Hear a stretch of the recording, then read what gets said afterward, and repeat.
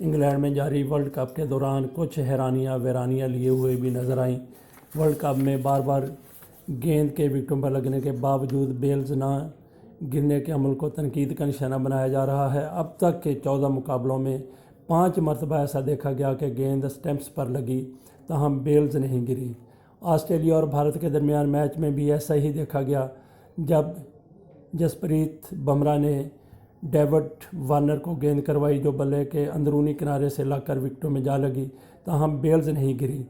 اسی طرح بنگلہ دیش بمقابلہ انگلینڈ، آسٹریلیا بمقابلہ ویسٹ انڈیز، نیوزی لینڈ بمقابلہ سری لنکا اور انگلینڈ بمقابلہ جنوبی افریقہ کے میچز میں بھی واقعات رونما ہوئے۔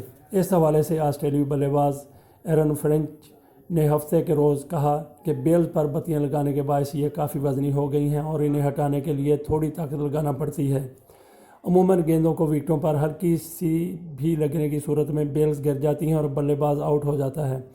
کرکٹ قوانین کے مطابق وکٹوں پر گیند لگنے کے باوجود اگر بیلز نہ گریں تو بلے باز کو آؤٹ قرار نہیں دیا جاتا اور اس طرح رواں ورلڈ کپ کے دوران متعدد بار ہو چکا ہے۔